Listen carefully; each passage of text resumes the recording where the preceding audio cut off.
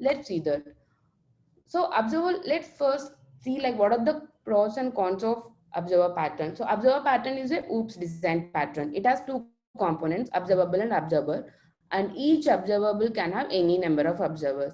And the disadvantages are it's not thread safe. And if observer is forgets to unregister the observable, then there is a good chance for data leak. And one more thing is it doesn't support back pressure and it doesn't support asynchronous non-blocking communication. What is back pressure? So let's discuss about back pressure in detail in coming slides. Let's talk about asynchronous non-blocking communication. Asynchronous means that the server accepts the request and returns the response before it is finished. That means whenever a request has been sent to the server, we'll get the immediate response and the actual execution happens at the background. And non-blocking is nothing but whenever request has been sent from the client to the server, we'll be getting the immediate response with whatever the data available. And the server might expect another call from the client for asking for the more data or not. So both of things has to happen automatically.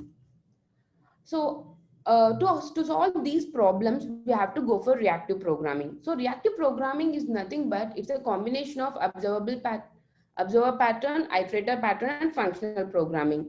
So as we already discussed, there should be like observer and observable in order to communicate. An iterator pattern comes into picture to iterate the data, and based on if okay, what actually iterator pattern? Iterator pattern is used to iterate over the data, and when the data is not available, it will throw a return statement. And if during iteration, if anything happens, if any error occurred, it throws the exception. That means iterator pattern tells to the user whenever the data is available, it gives the data, or it throws the error, or it just returns the statement. So likewise, we will be using the iterator pattern in reactive programming, but in the reverse order. That means iterator pattern is more about pulling the data, but in reactive programming, we will be pushing the data from observable to the observer. So we'll be thinking like reactive programming. So how is it different from reactive systems, or both same? No, both are not same. Reactive system is an architecture. It tells about how the system has to behave as a whole. But reactive programming is a pattern. So reactive programming is used to create the reactive systems.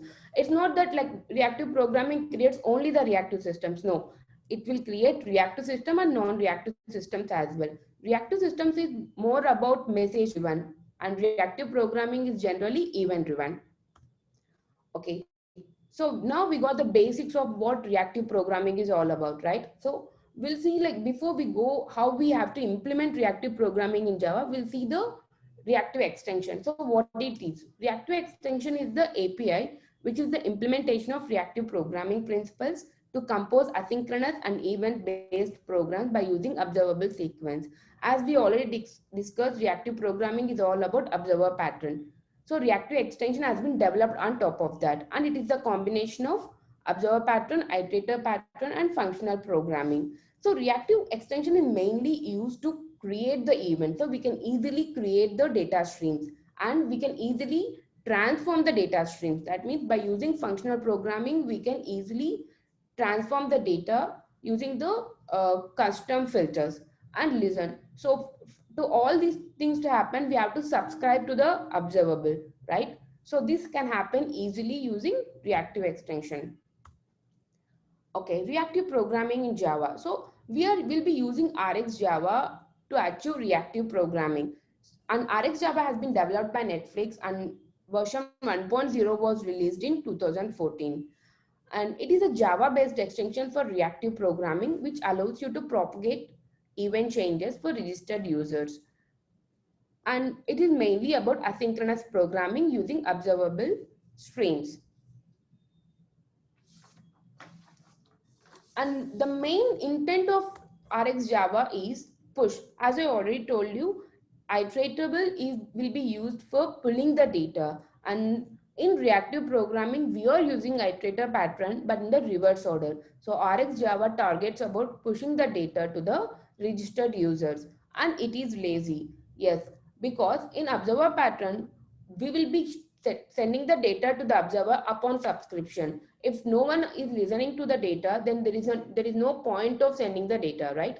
So until someone is listening, until someone subscribes to the data, we will be sending the data here. And the data transmission from one component to another component can happen synchronously or asynchronously based on our needs. And it can send 0 to 1 or infinite number of events over a time. What are the building blocks of RxJava? So thanks to the developers, they have used the similar terms, whatever are available in observer pattern. One is observable and observer. So observable, as we know, they are responsible for emitting the data, and observer who consumes the data by observable upon subscription. So observables are the main source of data. They are the source of data who will be sending the data to the subscribers upon subscription, and they are very lazy. They won't be sending the data unless someone is listening.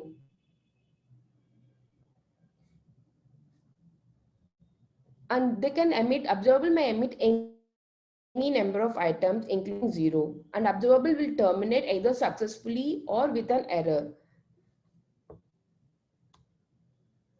Observable emits three kinds of signals. One is data signal, error signal, and completed signal. As we already discussed, the same signals are there in iterated pattern also, but in a different way. Similarly, even in observable, we have three signals. Data signal will be used to send the data, and if during data during execution of data, if there is any error happens, that particular error will be sent through error signal. And once the data is done, once the observable doesn't have any more data, it will send a completed signal to the observer. And observer is the one who receives the data based on upon subscription. And data signal will be consumed by observer using on next method, and error signal by on error method, and complete signal by on complete method. So these are almost equivalent to next method in iteratable, and for on error it is throws. For on error, like in iteratable, if there is any error occurs, iteratable throws an error, like it throws an exception. And for completed, for on complete is equivalent to the return statement in iteratable. Types of observables and observers. Okay, now we have discussed like what are observables, right? And we'll see the types. There are like different types based on the usage. First comes observable. So and single, maybe, completable, and flowable. We'll see about each things in detail. Observable is the simplest observable which can emit more than one value. So each type of observable will have a specific observer. So here we'll be using observer to receive the data. So if you see the observer interface, we have four methods: on subscribe, on next, on error, and on complete. On subscribe, it will be called upon subscription, on next to get the data, on error upon error, and on complete when there is no data. Let's see a simple example using observable. Okay, I have already created programs, executable programs. I'll just execute the program and give you a code walkthrough for each example. Let me just run this example. Okay, if you see here, I'm just trying to send integers to observer, whoever or subscribed for that. And I want to just send the numbers below 3. And upon completion, I'm sending the completed signal. And here I'll be subscribed. Upon subscription, I'll be calling on subscribe and on next to receive the data. And upon completion, I'll be getting this statement. And if there is any error, this statement will get executed, and I'm subscribing to the particular observable here. Let's see the next example, single observable. So it emits single value or error. So if you see the single observer, there is no on complete method here. So because it doesn't make sense to have on complete method in single observer. Once observable sends the data channel gets closed irrespective of complete signal, because it will emit only one data. So it will emit one single data or error. We'll be wondering like we can achieve the same thing using observable, but why are we not using observable? Yes, consider a situation where you are expecting only single data. If we use observable, we have to check whether that is the last item and we have to send on complete signal explicitly. But in single observable, we no need to send on complete signal, because upon on success signal, the observer thinks that this is the last data and I can just close the data channel. We'll see a simple example.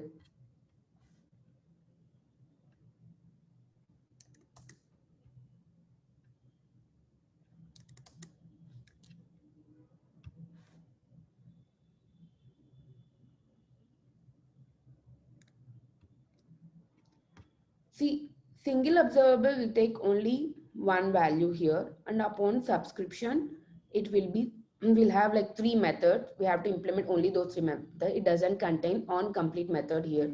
This on success method is a combination of on next and on success method is the combination of both on next and on complete method.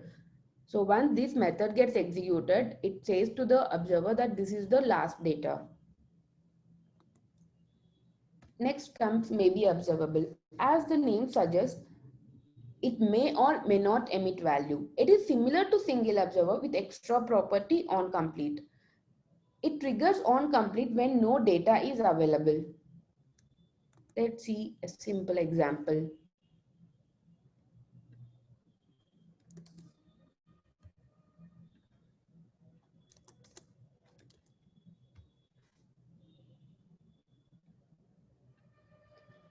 Okay, I have created two maybe observables. One is empty and one contains just one data. So if you see, when I am subscribing for this empty observable, as there is no data, it directly sends the on complete signal. So I got on complete here directly. But for the single data, it will be emitting the data upon subscription.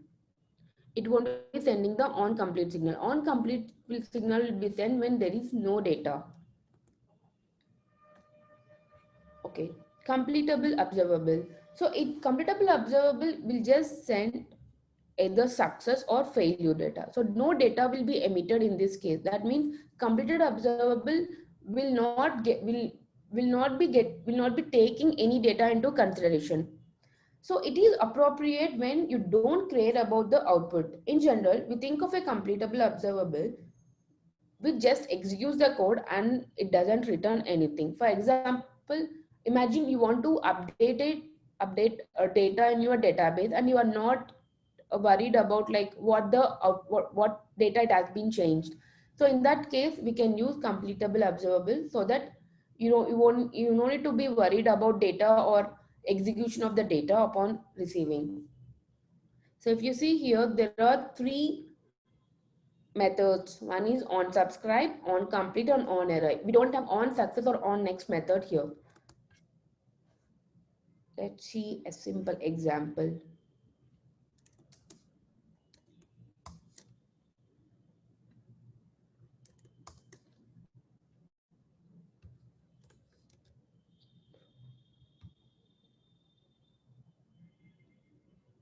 It will be just sending the completed signal.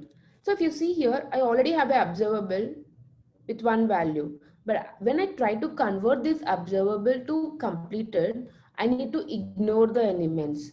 So this ignore elements method, it returns the completable observable.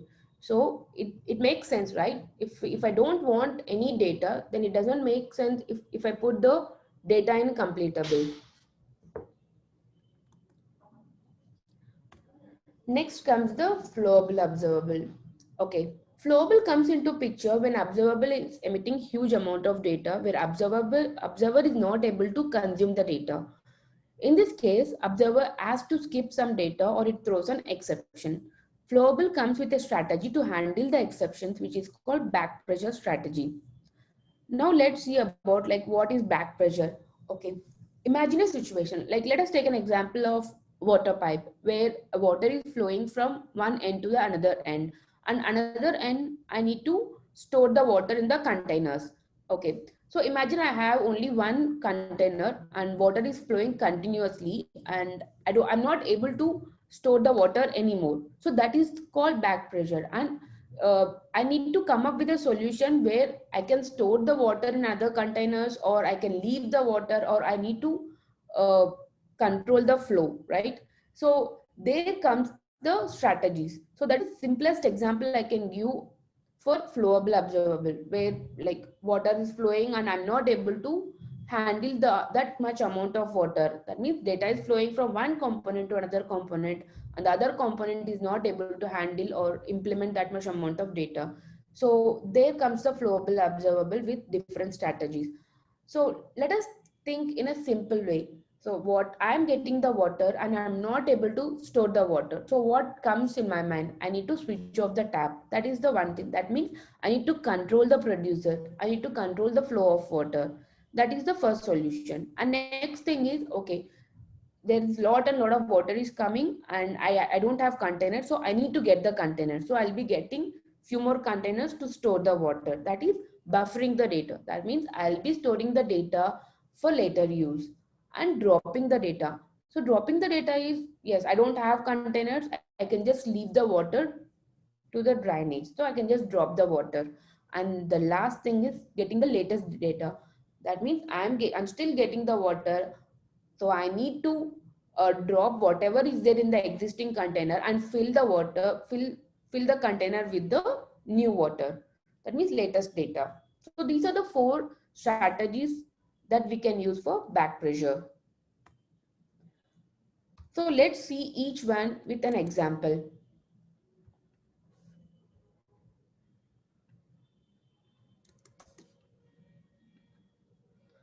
Let's see like flowable drop. So how I need to drop the data.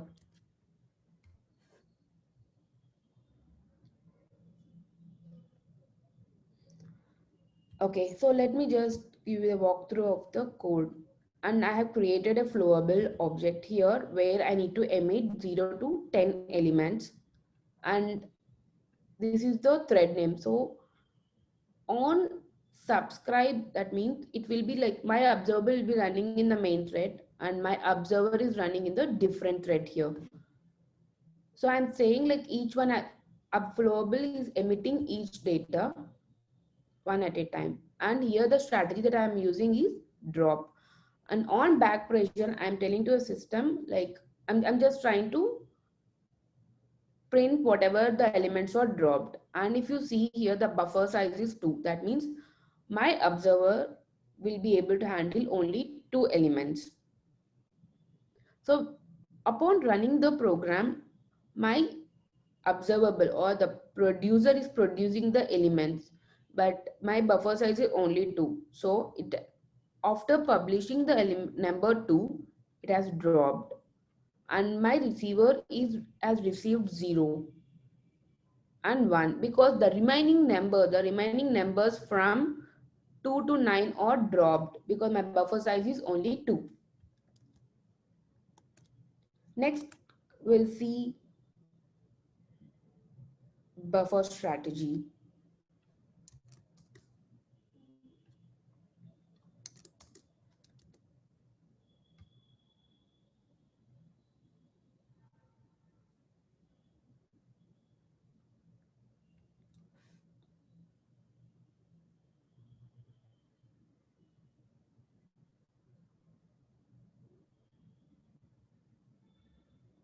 Okay, if you see here, I'm trying to send the numbers from 0 to 19 to my observer, and my backpressure strategy is buffer. So my capacity, the back buffer capacity is 30. And if it reaches 30, it will be throwing this error. And my observer is running in a different thread, and my publisher or producer is running in the main thread. So publisher has almost done sending the data, and observer is receiving the data one at a time.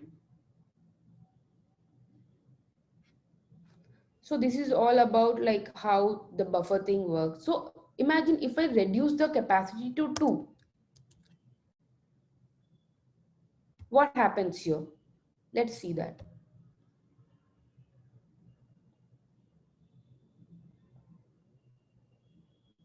So after certain numbers, it is throwing like buffer has overflown. That means I don't, observer doesn't have any more containers or any more storage containers to store the data for later use. So this is how the buffer strategy works.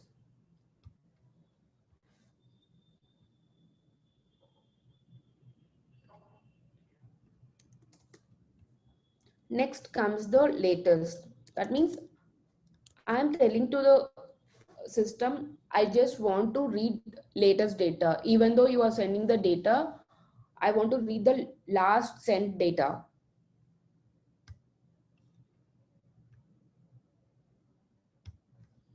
Here what I'm doing, I'm trying to send the numbers from 0 to 19, and my strategy is latest. If you see the output here, publisher has sent 0 and observer has received 0, and publisher has been keep sending the data, and when the observer has done reading the data 0, it started reading 9, not 1. Unlike other strategies, unlike buffer strategy or drop strategy, it is not reading the next element, it is reading the latest element. So this is about like latest strategy. It is dropping the old elements or old data, and it is trying to read only the latest data. And next comes this controlling the producer. So for controlling the producer, we can have our own strategy algorithm to control. For example, we can just say to the observable, like, just send me first 5 data, and then you can send me like 2 more again. So you can create your custom strategies, and you can try to get the data. Okay, now we have seen like what are the what are the different types of observables and how do we need to do that in Java, etc. How is it different from imperative programming? So imperative programming is basically you are responsible for pulling the data that we have already discussed, right? So reactive programming is all about pushing the data. It is a reverse of iterable pattern. So imperative programming is all about pulling the data. If you want the data, you ask. But whereas in reactive programming, you register a callback and the system is responsible for pushing the data. That means whenever there is a change, and the data will be pushed without client or the other component asking for it. So if you see this example, and I have a variable a with the value is 1, and b is equals to a plus 1, that has to be 2, and c is 3, right? And the result will be 10, 2 and 3. Whenever I change a value to 10, my resultant value of b and c are not changed. But in reactive, it gets changed whenever there is a change in the data. Let me show you a simple example that I have created.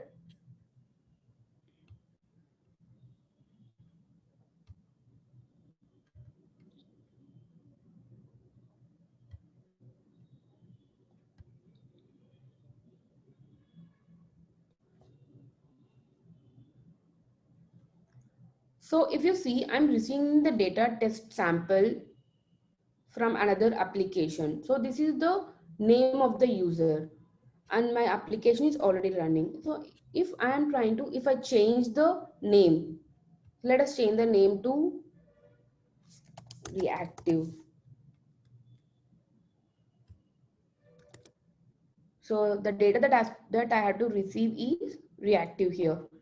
See, if you want to achieve this kind of results, you have to run the background thread, and you have to create number of threads, or you have to write the code specific for thread creation, etc. in imperative programming. But in reactive, you don't need to do that. You can just subscribe for the particular observer, observable, and you will be getting the data.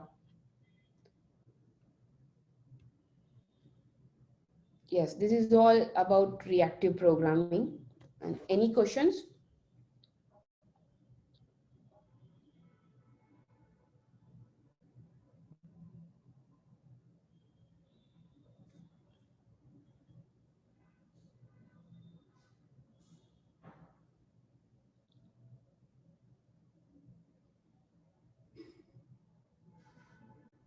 Okay. Yeah, feel free to reach out to me for any questions regarding reactive programming, and I'll be happy to take the questions. So if no, Sridevi, we have one question. yeah. Ramachandran, how is it different from messaging systems like JMS? There too, we register callbacks and it is asynchronous. Yes. So in JMS, you'll be registering the callback, and uh, see, reactive programming is not something new that comes into picture. It is the old thing, whatever we have been doing, but it solves like a lot of headaches with callbacks or promises in other like programs in whatever we have in the imperative. So whatever we are doing with reactive programming, we can achieve the same thing with imperative programming as well. But the thing is, it's all like a lot of these like multi-threading concepts, and it solves like headaches with like callbacks or promises.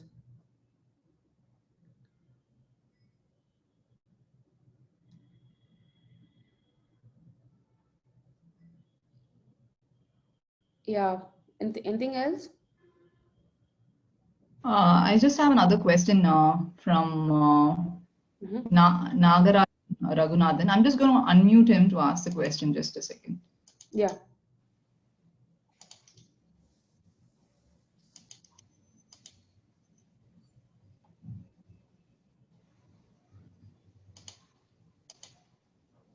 Nagarajan, are you able to hear us? Hey, yeah, can you hear me? Yes, Nagaraj. Yes. Yeah, I just would like to know like how this being can be integrated, like the Kafka and other stream processing solutions that is available there. So generally we subscribe to some of these like when we work across applications, uh, there would be some common message queues to which you will subscribe for those events, and then you'll work on those events, right? So how this reactive programming will help in those scenarios? Actually, you can integrate reactive programming or RxJava with Kafka. So Oh, okay. yeah, you can use your whatever, like whatever we have discussed, that observable. So the return type has to be observable here. Like if you integrate RxJava with Kafka, you have to use observable, and whatever the patterns that reactive programming supports, you can use a similar thing with Kafka. Okay. So I mean, not only Kafka, any AIM message Yeah, queue you can help. correct. Anything. Yes. Yeah. Thanks.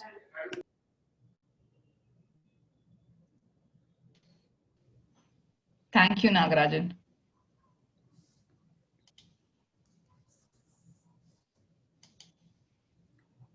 Anything else, guys?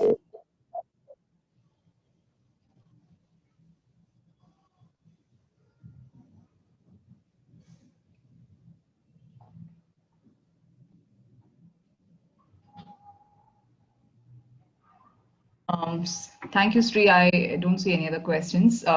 That was a very insightful session on reactive programming. Thanks for taking us through that. Oh, thanks, Now Anika. let's move on. Thank you.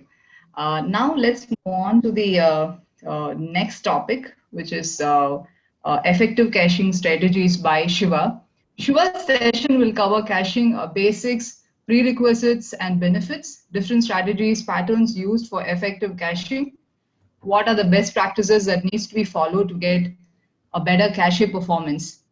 In Shiva's session, he'll also cover the different levels of caching along with AWS provided solutions and cache as a service. I'd like to introduce the next presenter for today, Shiva. Shiva has experience in multiple domains like retail, BFSI, manufacturing, education, and telecom. He has built multiple large-scale user-facing web applications using different frameworks like Struts, Hibernate, and Spring. Shiva has worked on some of AWS components like Lambda, S3, CloudWatch, Dynamo, API Gateway, Route 53, and etc. And he has also implemented microservices architecture using Spring IOC for code foundation with Apache APIs for containerization and Netflix APIs for service discovery. Currently, Shiva is working as a senior software engineer at Toyota Connected. Over to you, Shiva. Thank you, Anita, for the introduction. Let me share my screen. Let me know once you're able to see my screen.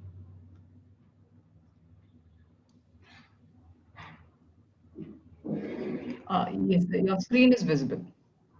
Okay. Hello, everyone, and welcome to this session again. And hope everybody is doing Sorry good. to interrupt, Shiva. Sorry to interrupt, but the presentation is not visible. I think you have to bring the presentation forward. Yes, now it's visible, and yeah, cool. Can you see the slideshow now? Not it.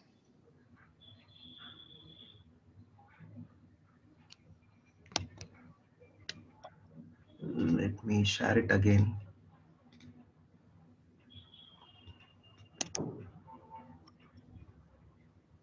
How about now? You can just put it on the presentation mode. Yes, we are able to see the presentation, but if you can put it on the presentation mode. I am actually on presentation mode. You're not able to see the presentation slideshow? It's on the it's displaying all the slides. Okay, just a moment.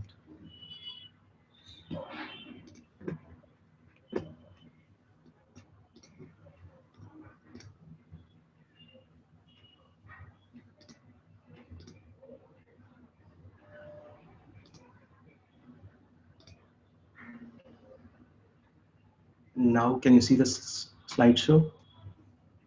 Yes, Shiva, it's visible now. Okay. It Yeah. is in the. Thank you. Thank you, Anita. And yeah, welcome everyone to this session on effective caching strategies, and hope everyone is doing good and safe. So let's get into this topic directly. And in today's topic, we'll be covering some of the basics of caching, like the very basic from computing level, what is caching and why we need caching, and then what are the prerequisites that you need to take care of before you go and implement caching, and different types of patterns that are available, patterns or strategies that are available through which you can get a effective you can get a effective results out of it, and what are the best practices of implementing and using a caching. And some providers, like there are some cache providers which are available.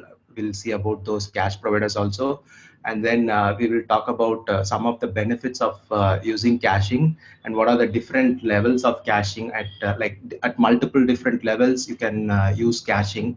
We will go through some of those levels and what are the technologies that we can use it, and some of the AWS provided solutions which we can use it and make caching simple.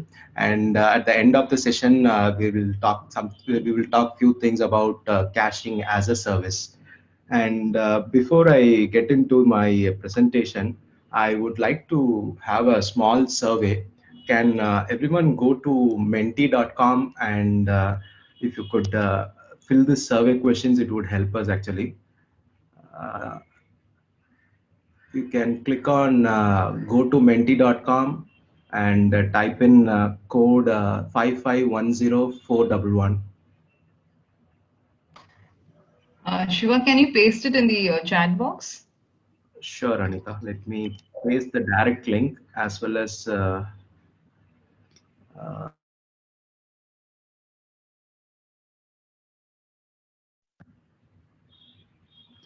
am I audible?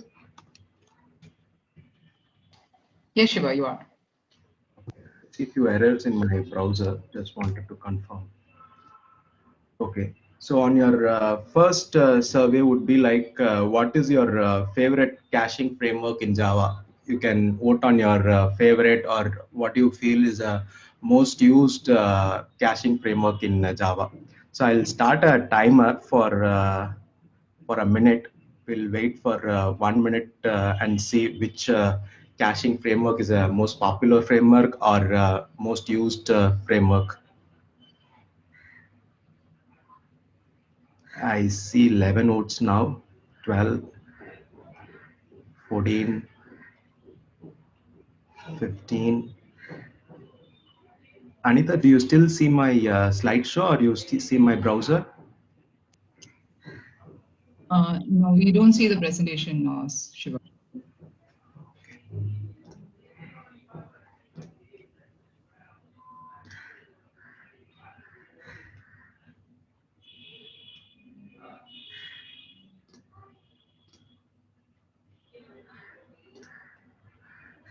Okay, I see 17 votes now.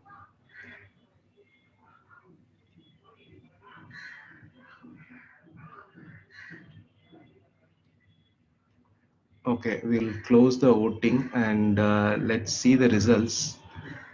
Let me share my browser window. Do you see my browser, Anita? Chrome browser? Yes, Shiva.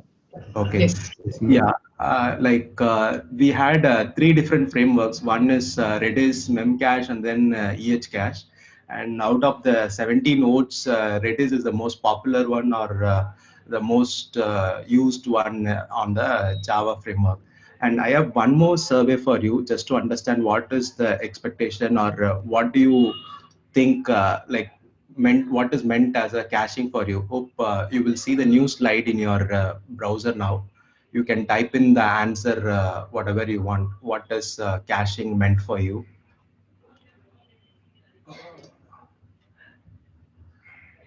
I'll keep this open. You can type in and submit your answers. Responsiveness, yes.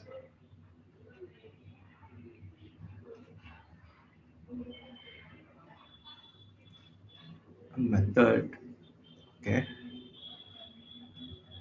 Save, password, backup, distributed access, performance, yeah, that's a good one. Performance, temporary, yes. Fast and less IO, yes, definitely less IO. The countdown timer. Distributed access, it's a technique. Efficient in-memory caching, quick access, faster response, fast access, reliable retrieval.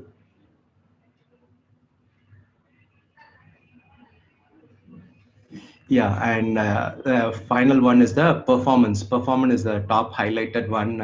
Yes, definitely performance is the top priority when we go for caching and why we go for a caching.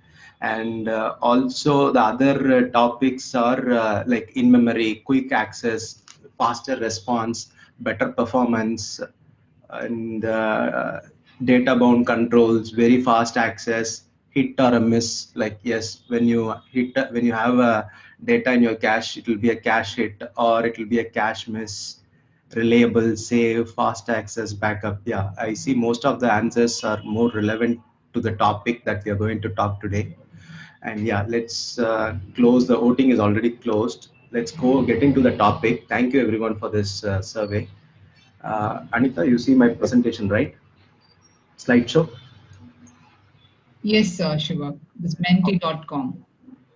Uh,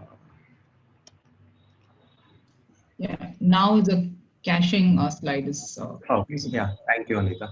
So let's talk very basic about caching. What is caching actually? So caching is a process of storing a data in a cache. Okay. So now what is cache? Cache, like similar like how we store our data in a hard disk or in a disk. Caching is like another storage layer where you can store a certain subset of a data which is typically a transient in nature.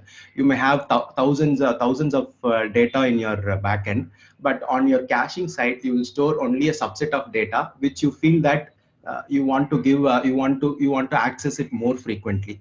And what is caching? Caching is like a technology that enhance your performance of your websites. Like if I have a slow performance, like, and nowadays most of the portals or the applications, we are looking for a very less response time. So in how do you achieve this? Just by having your server, it is highly impossible to have a better response time. So you need a caching. So with the help of a caching technology, you can actually load your data very faster. Instead of loading it directly from your disk, when you load your data from your caching layer, it will give a better performance. And yes, caching is one of the easiest way to increase your system performance. And as I was saying, every portal or every application nowadays is actually looking for a sub millisecond response. Some years ago it was like 3 seconds, 2 seconds, 1 second, but now because of the competitiveness and because of the user requirement, it has reduced even to sub millisecond response. And let's go to why we need caching, right? So caching is an in terms of operating system, the OS does all the calculation for any process which is running on it, right? Using RAM, the disk, and the CPU. This is how the OS is going to calculate its capacity. In case of a normal scenario, like when we make a request through a web browser, for example, on an application, you send a request from your browser. It goes to the server where it is installed or hosted, and the server OS goes to the disk, gathers the data, and then gets it back to your browser for you to use. So when the number of requests is 1, 2, or when it is very less, yeah, your server is going to respond very quickly, because there are very less IO operation between your server and your disk. But when the number of requests goes high, for example, when you get millions of requests or billions of requests, that's the time your system is going to suffer. There are going to be a very huge number of IO operation between your server and your disk, which is going to cause a latency in your response. So that's where your caching is going to come into place. Your whenever you access a data from your disk, it is always going to be slower when compared to accessing a data from your RAM. It is like the data in the cache is generally a fast access hardware. Like if you have a RAM and you're going to store the data inside your RAM and use it, it is going to give you a much quicker performance. And also like this will reduce the CPU usage and your network consumption. Like your IO operation is also going to reduce, and ultimately it will boost your application which is hosted on your server and gives a very fast response to the end user. So this way you will also reduce the server cost also. You can actually, like for example, in the traditional approach where you have one CPU and a limited RAM, you expect some thousands of requests coming in. But when your website visitors goes high, when you have more requests coming in, you ideally go for one more CPU or you increase your RAM. So instead of going this way, if you have a caching server in between, you can still serve a better response time with the same amount of infrastructure what you have. And let's see about the prerequisite for caching. So before we go and implement a caching, we first have to understand our business use case. Like what is that which needs high throughput, and what data or which request needs to have a faster response or low latency. And the next is how about the inconsistency of the data. If you are how long are the stale data, whether you're fine with having inconsistency in the data, or how long you feel that the data can have an inconsistency, and what kind of data store do you want to store, whether you want to store a static data or you want to store a key value pair or an in-memory data structure or an object, and then whether you want to store a transactional data or a master data. And in process of caching, whether you're going to have a distributed cache or a single node cache, and if you're going for distributed cache, how many number of nodes you want. And once you decide all this, whether the final one is going to be whether it is going to be an open source, or whether it is going to be a commercial version, or if it is going to be a framework provided caching solution. So these are the prerequisite that you have to go through, understand your system, understand the data that you're going to cache it, and what are the responses, like which which data you want to cache. You have to identify all this and come up with a solution, whether which tool or which caching framework you're going to use. And once you decide on what caching framework you're going to use, so next is the caching pattern. So now we have decided that caching framework, and each caching framework has different strategies or different patterns through which you can implement caching. And one such pattern is called as cache aside pattern. So in case of cache aside pattern, your application and your database will talk directly to each other, and your cache will sit aside. Like whenever a request comes to your application will go and check whether the data is available in your cache memory or not. If it is available in your cache memory, it is going to be a cache hit, and it is going to directly return to your application. And in case if the data is not there on your cache memory, then it sends a null response back to your application, and your application is going to read it from the system of record, or where the source of record is there. So your application is going to get the data from the database, or it could be from an API, and then it writes back to the cache memory, so that when the next request comes, your data is available in cache, and then returns back to the application. So in this case, your cache object will not know from where the data is coming, whether it is coming from a database or whether it is coming from any external API. It will not know. Only your application will know, like, from where the data is coming. Your application is completely responsible to get the data and save the data in your cache memory. So I've just put a small snippet how this works. So value is equal to cache.getKey. So in your application code, you will first try to get the data from your cache. If the value is null, then you will try to get it from your system of record or from your source of data. So sor.get of key, you get the value, you put the value back to your cache memory, and then return the value. So this is how cache aside pattern works. Just as the name suggests, your cache sits aside. It doesn't come in between your application and your database. And this way of implementing caching works best for read-heavy workloads, where you feel that you have a more high read operations. You can use this type of caching. And next caching pattern is a read-through pattern. So in case of cache aside pattern, we saw that your cache was sitting aside.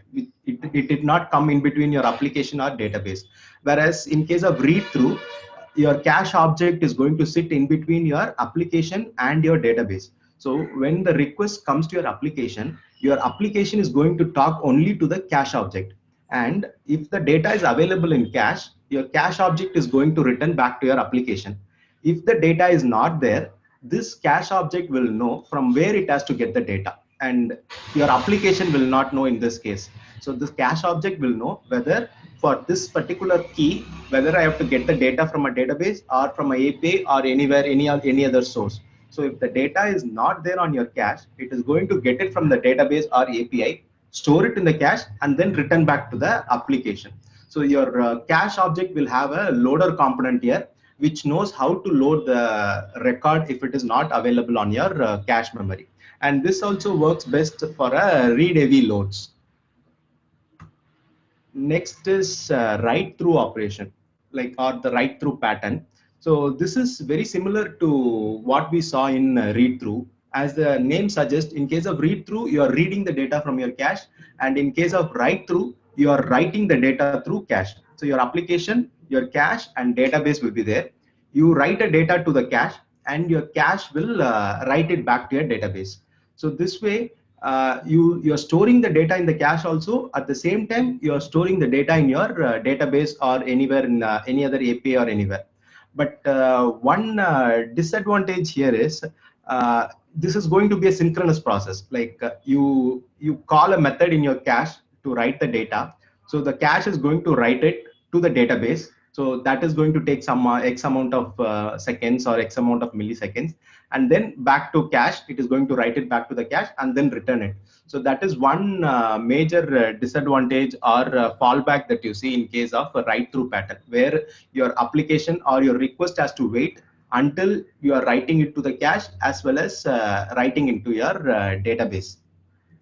But you can pair this with read through also. Like if we to get the benefit of this specific operation, you can pair this with the read through caches, where you get all the benefits of read through and also get the data consistency guarantee. Like whenever you are writing, you're always writing to your cache and database, right? So this way you will get the benefit of data consistency. You don't have to bother about data in caching invalidation techniques. You can 100% sure that your data is going to be there on the cache as well as on the database, so you don't have to bother much about the data consistency.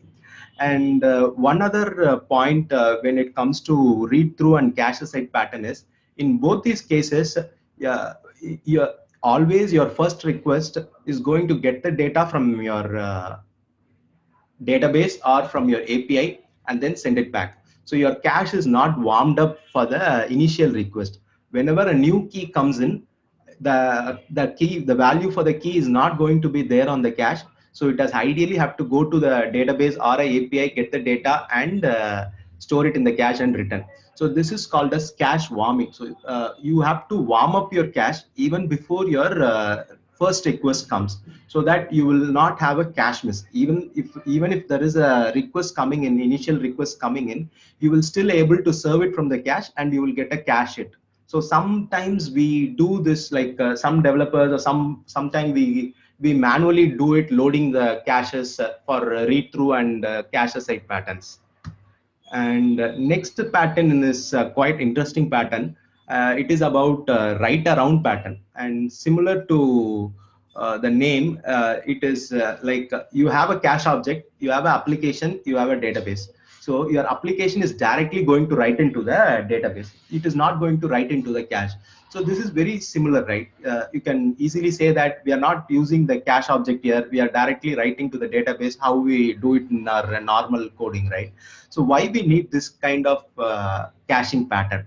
So for example, you have some kind of data which you want to write it to a database, and you rarely use the data, or you don't use the data at all. So for those kind of data, you can use write around pattern, where you will not store the data in the cache. You will actually write the data to a database or to an API directly, and you can combine this pattern with read through. So what happens is, when you combine this pattern with the read through pattern, you are writing to a database, and when the request comes in, so it is going to get the data from the database, store it in cache, and then return it. So both these, you can combine both these patterns for data which you feel that are not used frequently, or it is not at all used. So those kind of data, you can use these two patterns, and this will avoid loading your cache more actually. So you will not load with the unnecessary data. That's about write around. And then write back. So write back is very similar to what we saw in write through. So you always write your data to your cache, and your cache is responsible to write it back to your database. In case of write through, it was actually a synchronous call, where your request has to wait until your data is written back to your database. Until that, you have to wait and then get the response.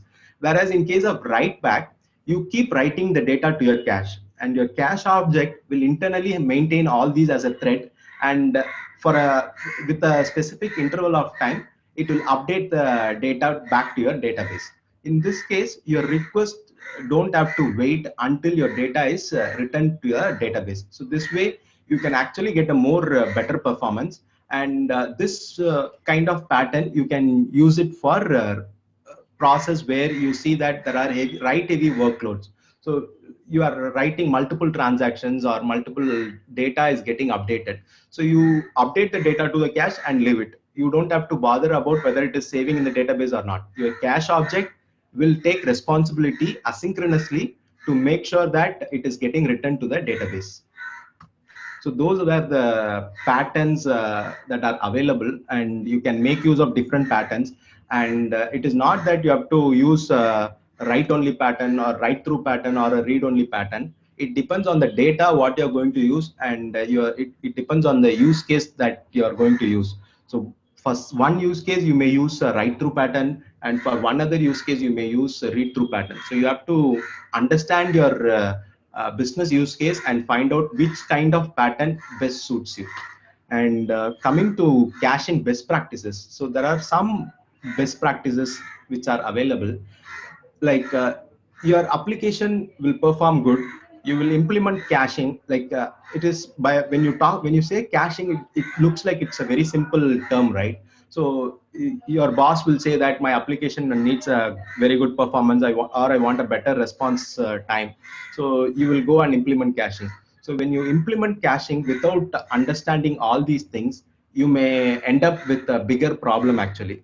If you don't implement it with all these best following all these best practices, it is going to be a bigger headache than a normal thing. So because you will not know what kind of data you're storing, how long your data is storing, how big your cache size is. So at some point of time your application is going to behave very weird, and it is very difficult to understand which data is causing the problem in cache. So it is better to follow some of the best practices before you implement your caching. And first one is the validity of the cache data, or what we call as time to live, or TTL. So you should know what is the validity of my cache data, whether it could be 1 minute, or whether it could be 5 minutes, or whether it could be 10 minutes. So if you don't define your validity of your cache data, your cache is going to grow bigger, and at some point of time your cache server is going to go down, which you don't want to do. So you have to identify what is the validity of my cache data. For example, in case of connected cars, or in some of the mobile apps, you may see weather data, right? So if, for example, if I'm seeing the weather data for one day, for Chennai weather, I'm seeing data for one day, you don't have to call external APIs. Probably you will use AccuWeather or any weather APIs to get the data. So in this case, for every request, if you are going to call any third-party APIs, they are going to charge you for so many API requests. So if you are going to show a forecast for a specific day, you can actually, the data is not going to change every second. It is going to change probably for 5 minutes, or probably for 3 minutes or sometime. So you can store that data. For example, for Chennai, for today, what is the weather? At 12 o'clock, what is the weather? You can cache the data. And after the next 5 minutes, you can set the validity of the cache data as 5 minutes. So once the cache is getting expired, you will call again AccuWeather or any third-party API to get the data and update your cache. So this is like for one day data. In the same scenario, if the user is trying to see the forecast for a week, for example, 5 weeks, so the TTL is going to be different for 1 day record and for a 5 day record, because when you see the forecast for a 5 day period, it is not going to change every 5 minutes, right? It is going to change, for example, every 1 hour, or probably 3 hours or 5 hours, it is going to change. So for this kind of data, your TTL is going to be much higher. It is going to be 6 hours, right? So similarly, you have to find out what is the data and what is the validity of the data. And this way you will actually avoid showing stale data to the user also. And next is the concurrency. So when you go for a bigger application or a big enterprise level application, it actually creates conflicts and leave the system in a inconsistent state. So when you have multiple clients trying to update your data, or there are multiple clients which are trying to get the data, and so all these things becomes like it will make your cache data inconsistent. And the one common solution for this is to have a lock on your cache object what you're doing. So this way you can actually avoid any inconsistency with your data, but this will affect a bit of your performance. But to avoid concurrency, that's how we have to implement it, just to have a lock on it. And caching eviction policy. So what is eviction policy and how it is different from validity? So both look same, right? So validity is what you define. For example, I want 5 minutes of TTL, or I want 10 minutes of TTL. And eviction policy is something like if your cache is reaching a limit of what your cache size is, then your framework or the tool, whatever you're using, will automatically take care of removing some objects. Even though you have TTL or validity of the specific data, your framework will take care by using the eviction policies. And there are 3 different eviction policies available. One is called LRU, which is least recently used, and other is called LFU, which is least frequently used, and the last one is FIFO, first in, first out. By the name, you can easily find out. For LRU, whichever object is least recently used, those data will be evicted from your cache. And LFU, whichever object is least frequently used, will be evicted from your cache object. And FIFO, first in, first out, whichever object came in first will get evicted first. And the fourth one is about the data loading or updating. So data loading, like when you say your cache is working very good, there are some key items or key criterias which you have to see. For example, if your cache is performing really good, then your cache hit is going to be very high. Or if your cache miss is very high, then you have to see why I'm having a very huge cache miss. So you have to identify why the cache miss is happening, and you have to fix that. So for that, you have to concentrate on how you are loading the data or how you are updating the data. For example, there could be some master data or some lookup data could be there. So instead of loading the data, once the request comes in, if you feel that that data is going to be used by the user, you can preload the data even while your server is starting up, right? When your server is booting up, you can preload the data using some operations, and you can have your cache already warmed up, pre-warmed up, even before your request comes in. So this way you will avoid having a cache miss, and every time when your request is coming in, it is going to have a cache hit, and it is going to return from your cache object. And also you can have some external applications, like for example, if your data is getting updated on the backend, you can automatically push the data back to your cache server, so that you will have the updated data. And final one is the cache size. So if you have a cache, it doesn't mean that you can store all the data into your cache. So similar to how you have your server, how much capacity it can handle, similarly we have a cache size also. So you have to consider how much amount of data you're going to store, and based on that you have to define the cache size. So if you're going to store GBs of data, and if your cache size is going to less, and you're going to end up with a cache burst very easily. So you have to identify, based on your data, identify this is my cache size I want. Based on that, you have to define your cache. And now on the left side, you will see like what has to be used, what are the objects that I have to use in caching. And on the right side of your screen, you will see what objects I should not use. For example, if your object is expensive to get, if you have a DB operation, or for example, I have to run a query which gets data from 5 different tables, or I have to call an API for a specific request, I have to call an external API. So those kind of data are actually expensive data. You cannot do that for every request. So those kind of data, you have to store it in your cache. So this way you will avoid these IO operations or the cost for the third-party APIs also. And the next important is store the objects that are read mostly.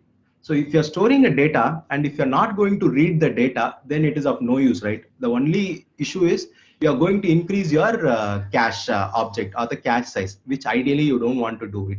So whichever object you feel is going to be read mostly, you have to store those kind of data in your cache. And don't cache objects that are easy to get. So for example, I'm going to get some data from a database, or from internally from some other systems. So those kind of data, you don't have to store it in your cache, because if you store even those kind of data, it is again going to increase your cache size, and it again complicates your design and implementation. Maybe you may have some other data which is very important for the user. Because of this, that data may get affected. So if the data is easily gettable from your application, don't cache those kind of data. and don't cache write mostly objects. For example, any transactional data, or if you see that a specific data is going to get updated very frequently, every 1 second or every 5 minutes. Maybe, for example, you can take a stock market, right? So when the during the daytime, it is going to update it every second or every sub millisecond. So those kind of data, if you cache it, it is going to give you no, it is of no use, right? Every second it is going to change it. So you have to keep modifying your cache object every second. So which becomes very expensive. Maintenance becomes very expensive. So those kind of data, you should not cache it. And coming to cache providers, what are the caching providers we have? As we saw in the survey, there are three very popular cache providers we have: EHCache, Hazelcast, and then Redis or Memcache. So we'll see some of the properties of all these cache. Like what is the cache type all these three belongs to is like EHCache. They belongs to like, or they use a distributed or level 2 caching, and Hazelcast use distributed or level 2, and in case of Redis, they use distributed in-memory store. And how, what is the primary database model is like, all three are same in this case. All three are key value store, and all three are open source. And Redis, you can go for commercial version also. So in case of commercial version, you will have more features of Redis inbuilt already. You don't have to manually take care. Some of the features are already built as part of this commercial version. And the current releases for EHCache, we have 3.8.1, which was released on September 2019. And for Hazelcast, it was 4.1, which was released very recently, November 2020. And Redis, it is 6.0.9, which was released again recently on October 2020. And what kind of eviction algorithms all these three follow? And EHCache has a LRU and LFU. As I was saying, it was least recently used or least frequently used. It has both the eviction algorithm. You can choose which algorithm you want to use it. And in case of Hazelcast also, it is going to be LRU or LFU. And in case of Redis, it is going to be only LRU. And benefits, let's see the benefits. So now we have implemented caching. We saw the best, what are the patterns we can implement, using which we can implement, and what are the best practices. So once we implement it, now we will see the benefits of caching. So once you identify your caching server, you have implemented it correctly with some of the design pattern. So now your application performance is going to increase, right? So instead of reading it from a disk, even if it is going to be a SSD or a normal magnetic disk, if you're, instead of reading it from your SSD, if you are reading it from your in-memory cache, it is going to be extremely fast. Actually, it is going to give you response in sub-millisecond, and this way you can increase your performance of your application also. And next is the reduced database cost. How do you reduce database cost if I implement caching, right? So if I have a single cache instance, this single cache instance can save hundreds and thousands of IO operations, which I'm going to do it with my for each request. So this way, if I have more IO operations, ideally I'm going to have I'm going to have more number of database instances. So by decreasing the IO operations, I'm going to reduce the number of instances my database is going to have, and ideally it is going to reduce my database cost also. And third one is reducing load in database. Like in a normal scenario, even without caching, your database will perform really good actually. And for example, when you have a high load, if the number of users on your portal or on your application is going to grow bigger, then your database is going to have a huge number of it. So when you have caching, you're going to reduce the load on your database also. So even if your requests are going to high, even at a very higher level, your database will still have a very less load actually, because your caching is going to handle the other part of it. And the last one is the increased read throughput.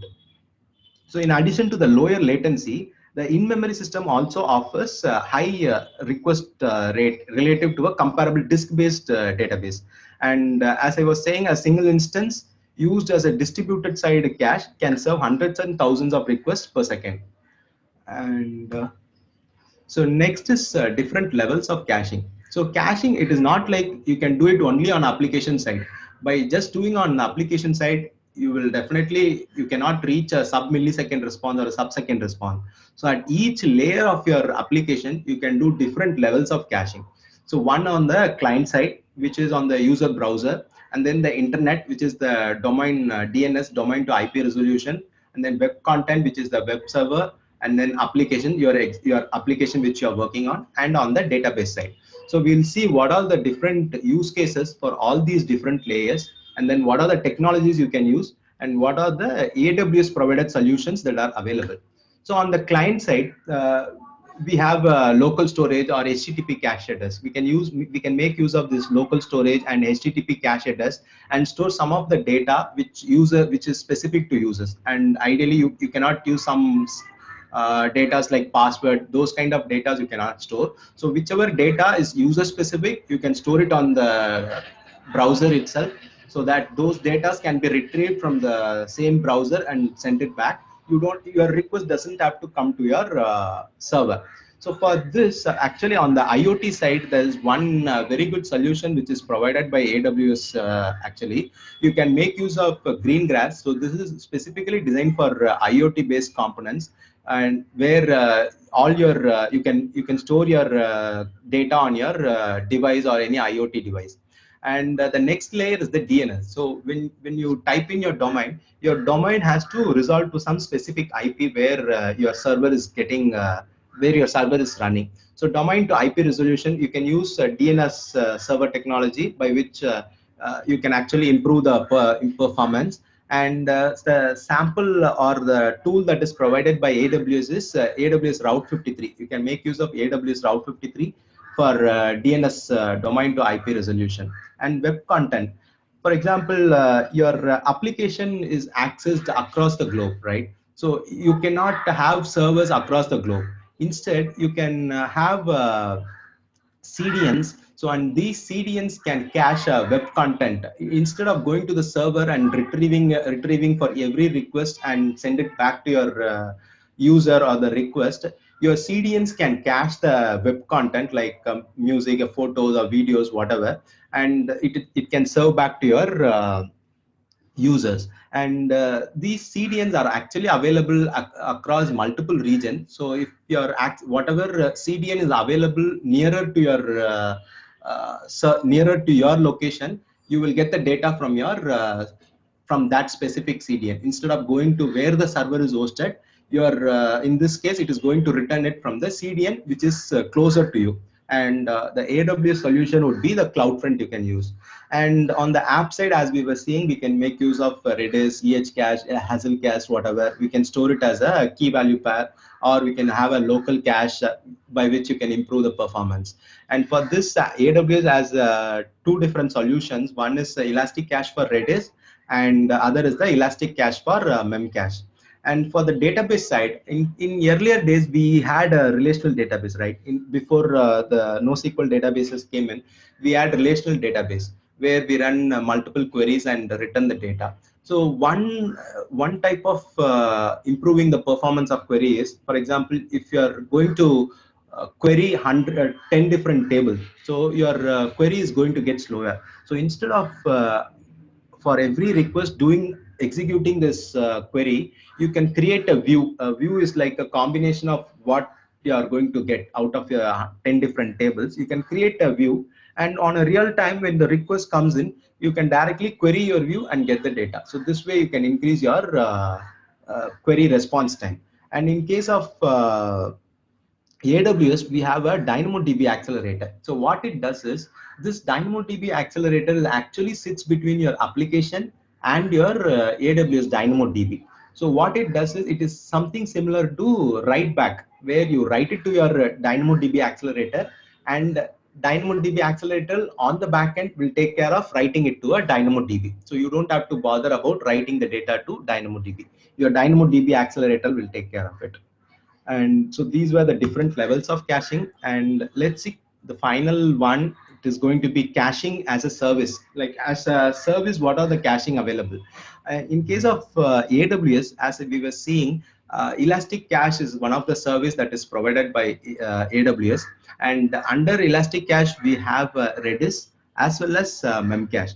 So both you have both as a single node up to a 5 shared clusters, and Elastic Cache for Redis is actually fully managed and scalable and secure solution from AWS. And also when you use Amazon Elastic Cache, it automatically detects for failures, any failures, and it replaces any failure nodes. If there are any nodes which are unhealthy, it will automatically replace those nodes.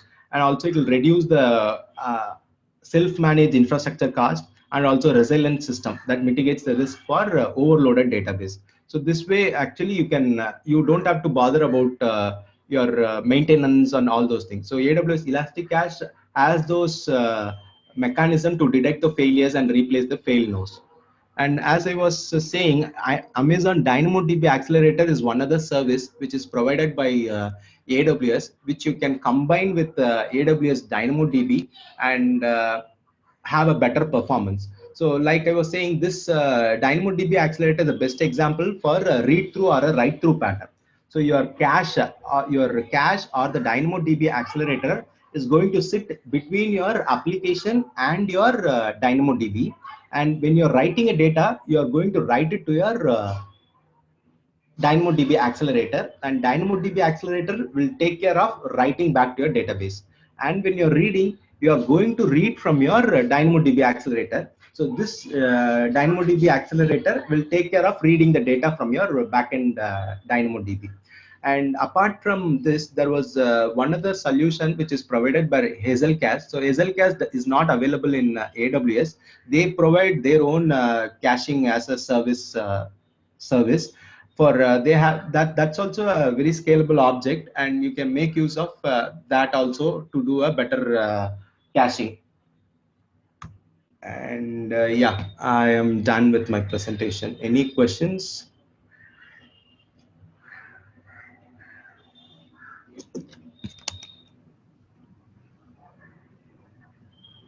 Shiva, we have a question from Nagarajan. I'll unmute him. Sure, Anita. Nagarajan, you can ask your question. Hey, hi. Thanks for the presentation. So just wanted to know about like the main purpose of the caching is the time and the performance. But once even that gets into the distributed mode, how does that actually helps us?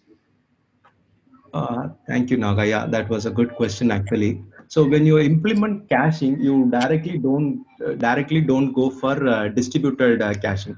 You first maybe you have to see how much is the load. Whether for the current load you can go with a local cache or an in-memory cache installed on the same service. So once you expire that, then you have to go for distributed caching. And in distributed caching also, you can increase the number of nodes. If you feel that your load is going to be much higher, you can increase the number of nodes. And even after increasing the number of nodes, if you feel your caching is going bigger, then you have to see what kind of data you are seeing, what kind of data you are storing on your caching, whether those data are really used. Like you have to check the cache hit or cache miss.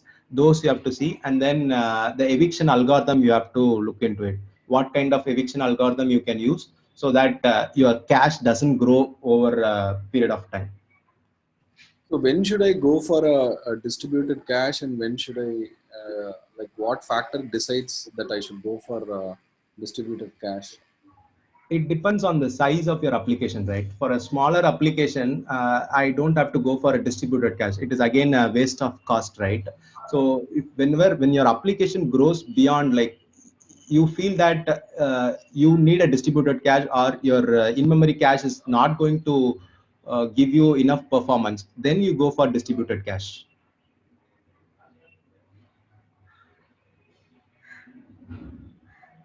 Did that answer? Yeah, thanks. Yeah. Thank you, Naga.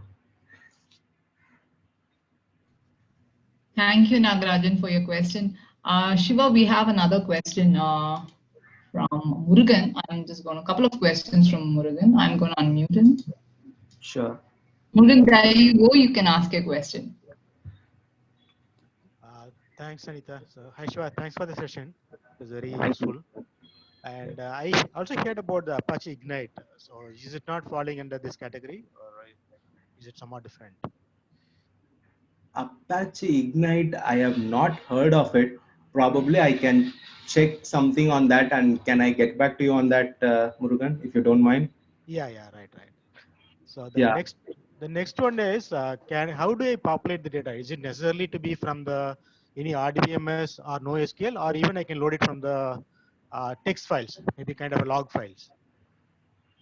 It can be anything. It depends on how the process is loading, right? You may have a process which is loading the data into your cache object.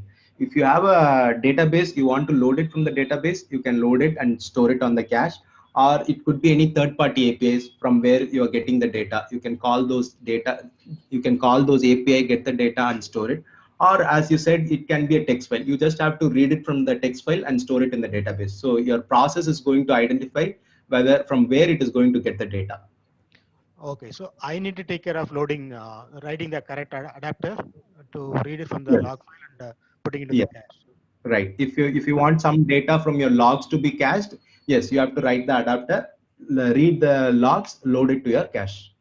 Okay, the same thing applies for the Twitter handle also. Suppose if I'm looking for a particular hashtag and I need to use the appropriate API to load it to the cache. Yes, you're right. Okay. One fundamental question I have. So this entire series is talking about effective programming in Java. So how these technologies are related to Java? So these are this caching is only applicable for the Java, or we can use it for some other programming language as well. Caching is actually a very generic term, right? You can use it anywhere or in any technologies you can use. But what we saw like Redis, Memcache, and Hazelcache are mostly related to Java applications. And what we had and the other topic, the reactive programming also, it was the discussion like it was more like specific on Java. How in terms of Java, how we can use reactive programming, and in terms of Java, how we can effectively use caching. The same caching, even instead of Java, if you have some other framework, the best it can still go, right? The best practices will still match. It can go with any .NET or any other programming language, or the best practices will still remain valid. The prerequisite, all those are still going to be valid. Only that your framework or the tool that you're going to use is going to change based on what language or what technology you're using. Okay, got it. Thanks a lot, Shiva. Thank you, Murugan. Thank you, Murugan, for your question. I'm just going to, Bhaskar has a couple of questions. Shiva, I'm going to unmute Bhaskar. Sure, Anita.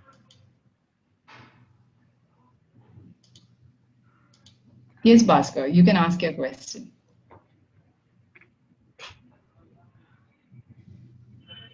Bhaskar, are you able to hear us?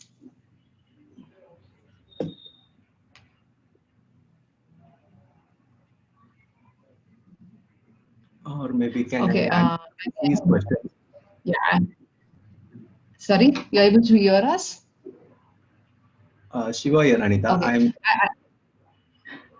Fine. I will read out the question, Shiva. What type of cache techniques will be used in payment-related applications?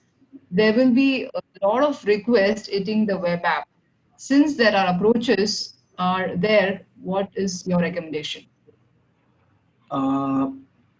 Caching anything related to payment is actually not recommended, because in case of payment, your request has to reach your payment server or your whoever is providing your service to get the authorization or something. So, and also you cannot store any data which is related to your credit card or debit card or whatever, right? So that has some compliances also, right? You should follow your PCI compliance if you're having a credit card or a payment application. So the PCI compliance talks about you will not store any data related to the user credit card or something. So whatever, even if you're having a application which has a very high payment related or or anything related to credit cards, you cannot store anything related to those credit card. Maybe you can store some data related to the customer, maybe name or address you can store, and that again has some compliances which you need to take care of it. But related to credit cards or whatever payments, you should not actually store those data. And also store, even if you store the data, it may not be valid, right? It on the server side, these data are going to change very frequently. So these are kind of a transactional data which you don't want to cache it on your side. Did that answer, Bhaskar? Thank you, Shiva. Bhaskar has another question. If we use streaming process in an application to capture application-related logs, need to know whether the caching will impact the application. It can be any type of caching.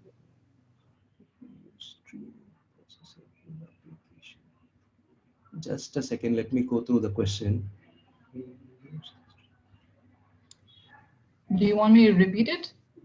I'm able to see the questions, Anita. I'll just see it. So if I understand the question, for example, if you're streaming the logs from one server to another server, you're saying whether your caching process will get impacted. Even it could be any type of caching, whether it will be impacted, right? So in case of streaming your logs from one application to other application, this is going to happen on the backend, right? You are not going to stream your logs like when your request is coming, you're not going to stream the logs directly to another server. So this process is going to run as a separate process. It is not going to be related to your caching or your server. So I think that should not affect your caching performance.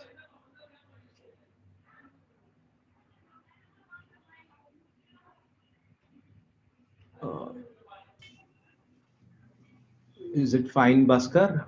Are you satisfied with it?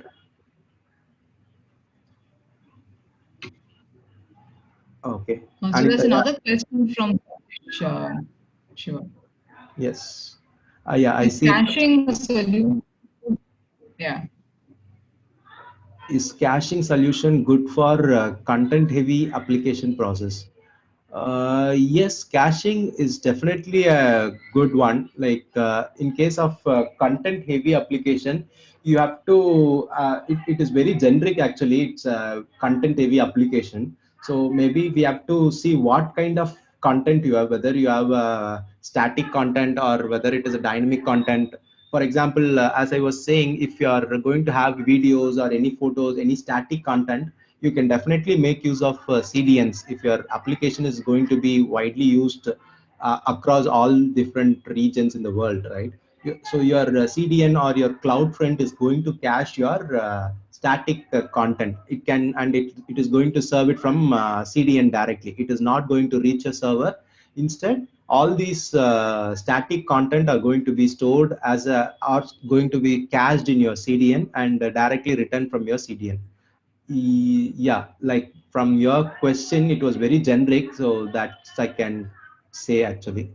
Maybe we have to, you can ping me directly if you want, and we can have a separate chat also to understand what do you mean by the content more specifically. Yes, Anita.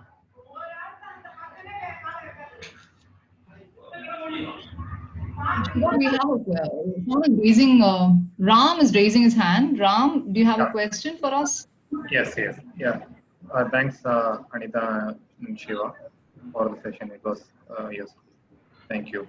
My question is in distributed caching, whether the data, the cache data, the entire cache data is stored in each node, or is there a concept of sharding where data is sharded and distributed across different nodes for failure recovery? Yes, Ram, we can actually shard the data between multiple nodes. So that's where even when one of your node is going to get unhealthy, you can actually automatically spin up other node, and once it gets healthy, you can still get all the caching data available, whatever you have cached. Okay, sure. Thanks, Shiva. Thank you, Ram.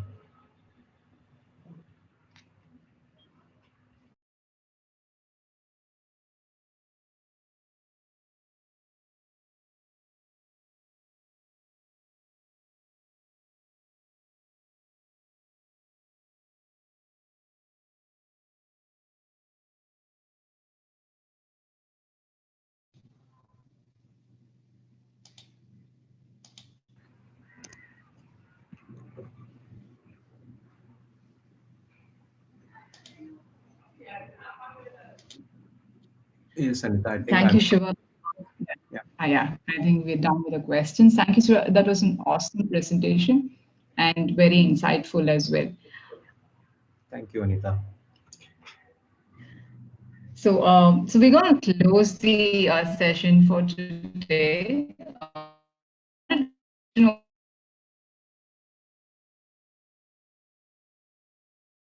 this talk will be made available in our Textlations YouTube. Because we it's so some of you would have joined late. It will help you kind of go through the talks, and we'd also love to hear from you. Please share your feedback. On behalf of the presenters, Textlation organizers, and everyone at Toyota Connected, I would like to express my gratitude on Saturday morning to be part of this event. Thank you, audience. Happy next January. Thank you, Anita. Thank you, everyone. Have a great weekend. Thanks everyone for joining. Thank you. Bye.